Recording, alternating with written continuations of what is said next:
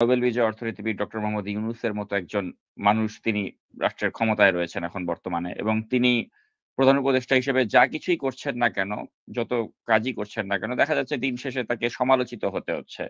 নানা কারণে এই সরকারকে কিন্তু সমালোচনার মুখোমুখি হতে হচ্ছে এবং অনেক ক্ষেত্রে মনে হচ্ছে সমালোচনাটা যেন একটু বেশি তীব্র হয়ে যাচ্ছে এবং মানুষ অনেকটা অসহিষ্ণু হয়ে পড়ছে। নানা বিষয় নিয়ে তাদের মধ্যে উদ্বেগ রয়েছে, তাদের মধ্যে ক্ষোভ রয়েছে। কিন্তু এট দ্যা সেইম টাইম আমরা এগুলো বাদ দিয়ে যদি আবার অন্যভাবে দেখি, আমরা দেখতে পাচ্ছি যে ডোনাল্ড ট্রাম্প ক্ষমতায় আসার পরে একটা আশঙ্কা ছিল যে হয়তো ডক্টর ইউনূসের সরকারের সাথে সম্পর্কটা খারাপের দিকে যাবে। কিন্তু আমরা দেখতে পাচ্ছি তার একটা উল্টা চিত্র। যে বাংলাদেশ যুক্তরাষ্ট্রের সাথে একটা ডিল সাইন করল। সেটা হচ্ছে তারা বাৎসরিক ৫ মিলিয়ন আ তারা এলএনজি তারা অ্যানুয়ালি তারা নিবে যুক্তরাষ্ট্রের একটি ফার্মের থেকে। তো এই যে একটা ডিল, একটা ল্যান্ডমার্ক ডিল যেটাকে বলা হচ্ছে যে যুক্তরাষ্ট্র বাংলাদেশকে ৫ মিলিয়ন টন এলএনজি তারা অ্যানুয়ালি তারা সাপ্লাই দিবে। এটা একটা মানে যুগান্তকারী বিষয় যে যুক্তরাষ্ট্রের সাথে তাহলে সম্পর্কটা কোন মাত্রায় গেল আপনি এটার মাধ্যমে বোঝাচ্ছে। এত বড় একটা চুক্তি হলো। পাশাপাশি আমরা দেখলাম যে তিনি এই ওয়ার্ল্ড ইকোনমিক ফোরামের যে মিটিং, এই মিটিং এর অংশ নেয়ার জন্য তিনি সুইজারল্যান্ডে গেলেন। সেখানে তিনি ৪ দিন সফর করলেন এবং ৪ দিনে ম্যারাথন তিনি প্রায় ২৫ থেকে ৩০ টার মতো তিনি বৈঠক করলেন। বিশ্ব নেতাদের সাথে, নানা অংশীজনদের সাথে তিনি গুরুত্বপূর্ণ মিটিং করলেন, আলাপ আলোচনা করলেন এবং তার যে বয়স এই 84 ইয়ার্স ওল্ড এই বয়সেও তিনি যে মানে এতগুলো ম্যারাথন মিটিং করতে পারলেন এবং আপনি দেখেছেন যে তার যে একটা অনুষ্ঠানে তিনি যে কথা বললেন ইংরেজিতে এবং তার যে সাক্ষাৎকার নেয়া হলো এবং সেখানে নানা বিষয় নিয়ে তিনি খোলামেলা মতামত দিলেন এবং বিভিন্ন টেলিভিশন চ্যানেলে সেটা প্রচার হলো এবং তিনি যে সুন্দর করে মানে আর্টিকুলেটিভ ওয়েতে তিনি যে কথা বললেন এবং বিশ্ব নেতাদের সামনে তিনি যে বক্তব্য রাখলেন সবকিছু মিলিয়ে কিন্তু তার যে ব্যক্তিত্ব বা তার যে একটা ক্যারিশমা বা তার যে একটা মানে কথা বলার ক্ষেত্রে যে তার যে একটা মানে কত সুন্দরভাবে গুছিয়ে তিনি ইংরেজিতে কথা বললেন এবং বিশ্বনেতাদের সামনে যে তিনি প্রশংসিত হলেন। তো তার এই ক্যারিশমা বা তার ব্যক্তিত্ব, তার পার্সোনালিটি সেটা কিন্তু আরেকটা আ চমৎকার প্রতিফলন আমরা এই সুইজারল্যান্ড সফর থেকে আবার দেখলাম। এবং পাশাপাশি আপনি দেখছেন যে অর্থনৈতিক ক্ষেত্রে বা যুক্তরাষ্ট্রের সাথে চুক্তিগুলোর ক্ষেত্রে বা আজকে আবার যেটা খবর পেলাম যে নরেন্দ্র মোদি তিনিও কিন্তু তাকে অভিনন্দন জানিয়েছেন। তো সবকিছু মিলিয়ে আমরা দেখতে পাচ্ছি যে শঙ্কাগুলো করা হয়েছিল যে তিনি বন্ধুশূন্য হয়ে যাবেন বা তার সামনে বিপদ আসন্ন ট্রাম্প ক্ষমতা নেয়ার পরে, আমরা তার উল্টো চিত্র দেখতে পাচ্ছি এবং পাশাপাশি তার বিশ্ব নেতাদেরকে মুগ্ধ করার মতো অবস্থা আমরা দেখলাম সুইজারল্যান্ডে। তো সবকিছু মিলিয়ে এই যে এই মানুষটার যে এত আ মানে অ্যাচিভমেন্ট আমরা দেখতে পাচ্ছি। কিন্তু দেখার পরেও দেখা যাচ্ছে যে জনগণের একটা অংশ তার প্রতি ক্ষুব্ধ। তো এই বিষয়টাকে আপনি কিভাবে ব্যাখ্যা করবেন? যে একদিকে তার সাফল্যের মুকুট আমরা দেখতে পাচ্ছি, তিনি বিশ্বজয় করছেন, বিশ্ব নেতাদের মন জয় করছেন। আবার এই দেশের মানুষ যারা রয়েছেন, তারা আবার কিন্তু নানা বিষয় নিয়ে বিশেষ করে আমি বলতেই চাই যে অর্থনীতির অবস্থা খারাপ। জিনিসপত্রের দাম, দ্রব্যমূল্যের দাম তিনি নিয়ন্ত্রণে রাখতে পারেননি। তো নানা ইস্যুতে জনগণ একদিকে ক্ষুব্ধ। আবার তিনি কিন্তু বৈশ্বিকভাবে যে চ্যালেঞ্জ গুলো ছিল, সেগুলো কিন্তু তিনি বেশ ভালোভাবেই মোকাবেলা করেছেন বলে আপাতদৃষ্টিতে মনে হচ্ছে। তো এই যে জনগণের ক্ষোভ, আবার একদিকে তার যে পার্সোনাল বা আমাদের যে দেশের জন্য যে অ্যাচিভমেন্ট গুলো তিনি যে আন্তর্জাতিকভাবে আনছেন, এই বিষয়গুলোকে আপনি কিভাবে ব্যাখ্যা করবেন? এখানে আমি ডোনাল্ড ট্রাম্পের দিয়েই শুরু করি। ডোনাল্ড, আপনি এটা ঠিকই বললেন। আর্জেন্ট নামে লুইজিয়ানার একটা বড় আপনার ফিউল এবং gas company, gasoline company urgent, তাদের সাথে পেট্রো বাংলার একটা বড় চুক্তি হয়েছে।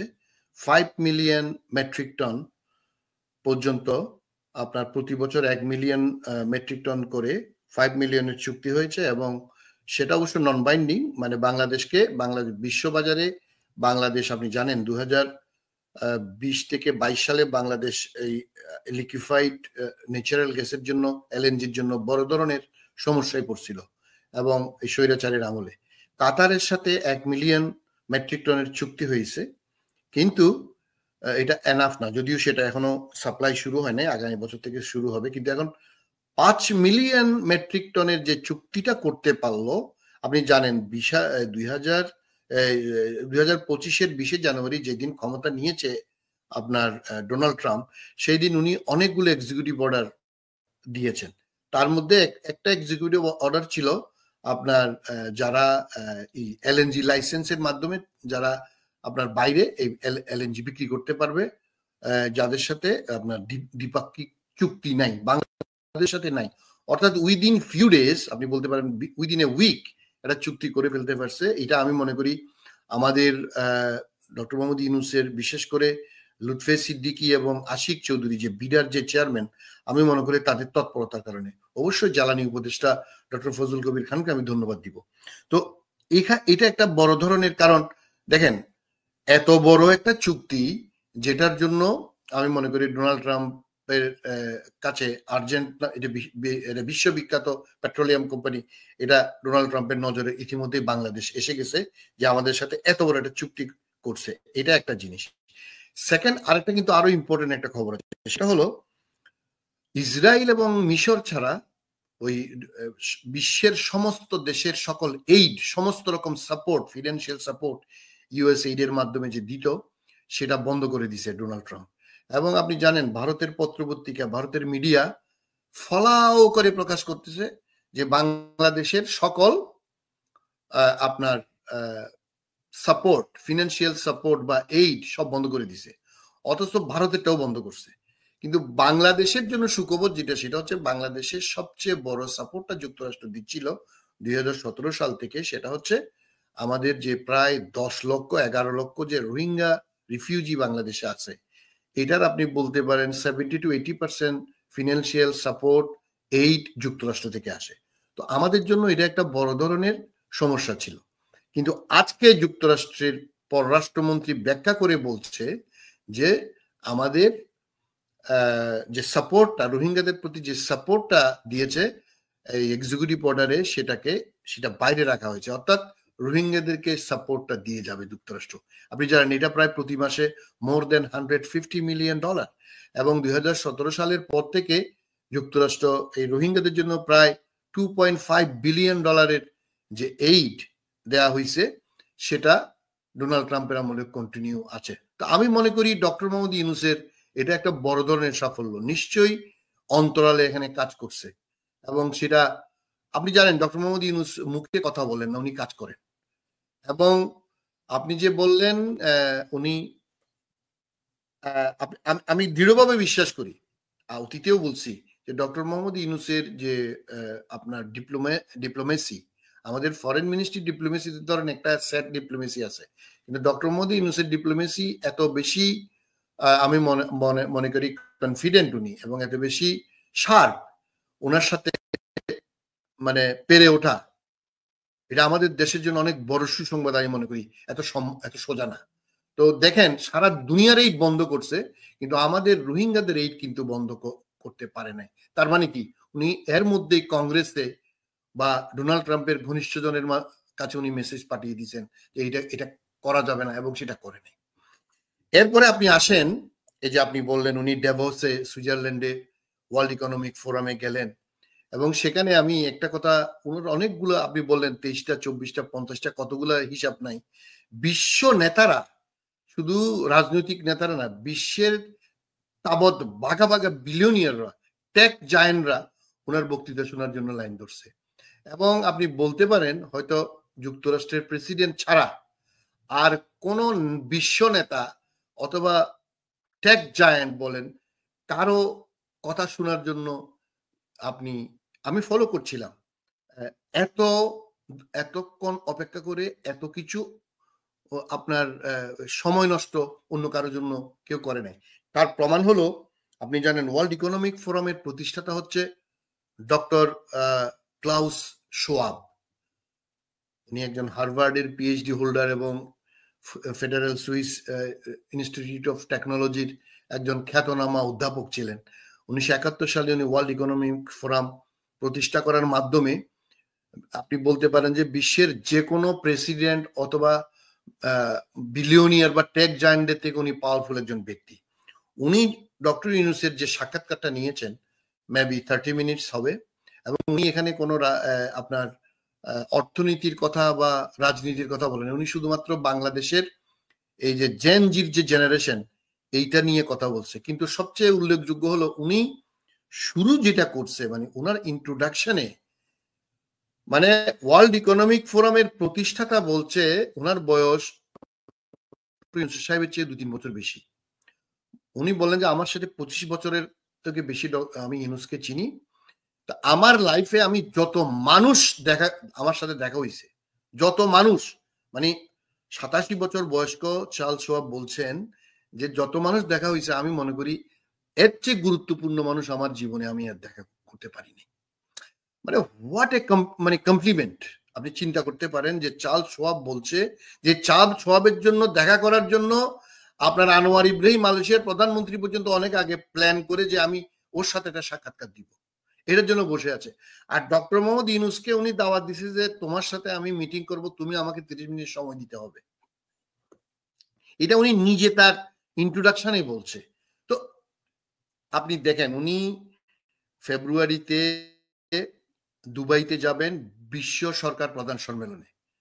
আপনার দুবাই শাসক মোহাম্মদ বিন মাকতুম দ্বিতীয়বার উনাকে দাওয়াত দেওয়ার জন্য তার বোন এবং মন্ত্রী লতিফা বিন মাকতুমকে পাঠাইছে ড্যাভোসে যে ডক্টর মোহাম্মদ ইউনূস সাহেব যদি ওনার সময় নাও থাকে আমরা স্পেশাল প্লেন পাঠাই ওনাকে নিব, আবার পৌঁছাই দিব, কিন্তু ওনাকে আসতে হবে। আপনি জানেন ওনাকে অলরেডি এমিরেতের রাষ্ট্রদূত ঢাকায় আমন্ত্রণ জানিয়েছে, আবার এখানে পাঠাইছে যাতে উনি অ্যাটেন্ড করে। আবার আপনি দেখেন মার্চে আমাদের 26শে মার্চের আগে পরে 25টা দেশের এশিয়া প্যাসিফিক কনফারেন্স হবে বেইজিং এ। শি জিনপিং মানে 26শে মার্চ আমাদের স্বাধীনতা দিবসের কারণে উনি যাবেন না বলে একটা তথ্য পাওয়ার পরে উনি বলছেন যাতে আপনি স্বাধীনতা দিবসের অনুষ্ঠান করতে পারবেন আমরা আপনার জন্য স্পেশাল প্লেন পাঠাবো, আপনাকে নিয়ে যাবো আবার দিয়ে যাবো।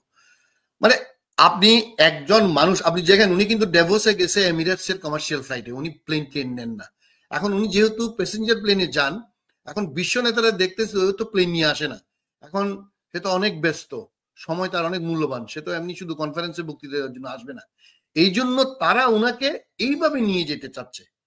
তো আমরা জানি ডক্টর মোহাম্মদ ইউনূসের ভ্যালিউ কি জিনিস, ওই যে 3 সেঞ্চুরি 3 ব্যক্তির মধ্যে 1 সেঞ্চুরির উনি একজন।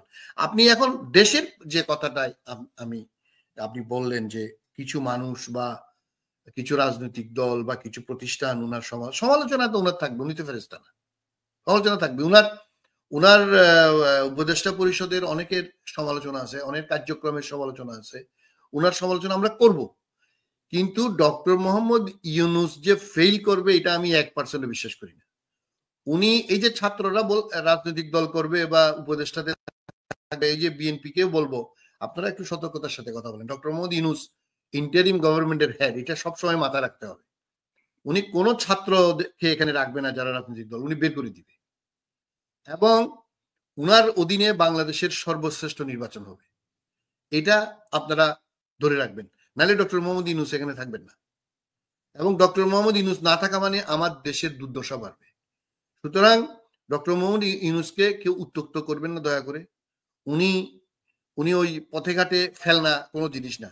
বাংলাদেশের ইতিহাসে আর এরকম ব্যক্তি সরকার প্রধান হবেন কিনা জানি না। তো যারা সমালোচনা করছেন আমরাও সমালোচনা করতেছি, আমরাও করব, কিন্তু doctor Mohammad Yunus is comparable two নান। উনাকে আপনারা উনি যে ডিসেম্বরে আমরা ধরে নিচ্ছি নির্বাচন হয়ে যাবে, বিএনপি বা অন্যান্য রাজনৈতিক দল তারা আরো আর্লি চাচ্ছে, আমরা মনে করি আপনারা ডক্টর মোহাম্মদ ইউনূসকে পুশ করবেন না দয়া করে। আপনাদেরকে ছাড়া সংস্কার হবে না। উনি তো একটা কনসেনসাস কমিশনও করছেন যে সব কমিশনের রিপোর্ট নিয়ে রাজনৈতিক দল, সিভিল সোসাইটি, সাধারণ মানুষ সবার মন্তব্য উনি নিবেন, সংস্কার যতটুকু করার জন্য দরকার মনে করবেন, আপনারা দরকার না করলে উনি নির্বাচন দিয়ে চলে যাবেন, কিন্তু উনাকে দয়া করে আর গুতাগুতি করবেন না। কারণ ডক্টর মোহাম্মদ ইউনূসের কারণে আজকে এখনো পর্যন্ত আমরা টিকে আছি, এটা মাথায় রাখতে হবে। সেখানে সেনাবাহিনী বলেন, সেখানে ব্যুরোক্রেসি বলেন, সেখানে সিভিল বলেন, সেখানে ব্যবসায়ী বলেন, সবকিছু মিলে, এবং আন্তর্জাতিক বিশ্ব, এই যে ভারতের প্রচার মাধ্যম, ভারতের সরকার, ভারতের গোয়েন্দা এবং আওয়ামী লীগের হাজার হাজার কোটি টাকার প্রপাগান্ডা আমাদের দেশের বিরুদ্ধে, ডক্টর মোহাম্মদ ইউনূসের বিরুদ্ধে, কিন্তু কোনো কিছুই কাজ ইনশাল্লাহ করতে পারে নাই, করতে পারবেও না।